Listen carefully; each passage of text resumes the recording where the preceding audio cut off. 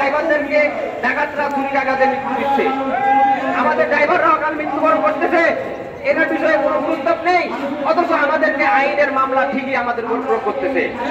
আমাদের হাইওয়ে প্রশাসন এই ব্যাপারে কোনো গুরুত্ব দেয় না, তারা ঘুম পাড়তেছে এবং আমাদের এই চোর ডাকাতরা আমাদের গাড়ি চুরি করতেছে, ডাকাতি করতেছে, শ্রমিকদেরকে নিহত করতেছে। অতএব প্রশাসনের দৃষ্টি আকর্ষণ করবো যাতে প্রশাসনের নিরাপত্তা জোরদার করে, সড়ককে নিরাপদ রাখে। আমাদের সড়ক পরিবহনের কাগজপত্র চেক করার নামে যে ধরনের চাঁদাবাজি চলতেছে, যে ধরনের সিন্ডিকেট চলতেছে, এটা খুবই অমানবিক বিষয়। যে কোনো অভিযোগ, এই অভিযোগগুলো তদন্ত করে সুস্থ রিপোর্ট বের করে অপরাধীদেরকে বিচারের আওতায় আনতে হবে। সকল বড় শ্রমিকের লাইসেন্সের ধরন অনুযায়ী চাকরির নিয়োগপত্র প্রদান করতে হবে এবং সর্বনিম্ন বেতন 30,000 টাকা ধার্য করতে হবে। সর্বনিম্ন বেতন, এই যুগ উপযোগী বেতন আমাদের চাই।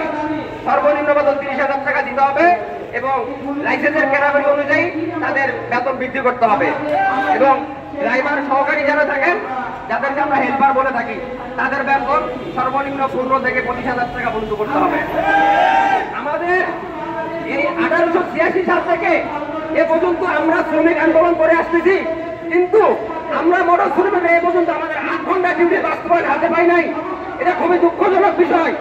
আমরা এই এই এই অমানবিক আচরণের জন্য তীব্র নিন্দা প্রতিবাদ জানাচ্ছি রাষ্ট্রপক্ষকে। আমরা কোনো সময় 8 ঘন্টা ডিউটি পাই নাই। আমাদের মোটর শ্রমিকরা 3-24 ঘন্টা গাড়ি চালাচ্ছে, তাদের জীবনের কোনো নিরাপত্তা নাই, তারা আজকে অমানবিকতার শিকার হচ্ছে। আমাদের 8 ঘন্টা দাবি দ্রুত সময়ের মধ্যে বাস্তবায়ন করতে হবে এবং আমাদের সড়ক পরিবহন সেক্টরের 8 ঘন্টা দাবি বাস্তবায়নের পরে আমাদের ওভারটাইমের অতিরিক্ত পারিশ্রমিক 3 গুণ ধার্য করতে হবে, যাতে আমাদের মোটর শ্রমিকদের কল্যাণ সাধিত হয়।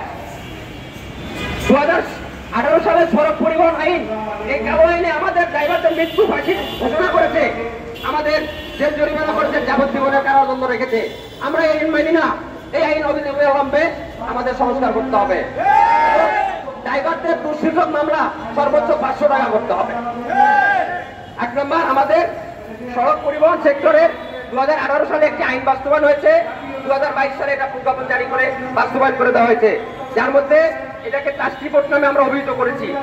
এই সড়ক পরিবহন সেক্টরে যত দুর্ঘটনা হয়, সড়কে দুর্ঘটনা হলে এখান থেকে একটা আর্থিক সহায়তা প্রদান করা হয়।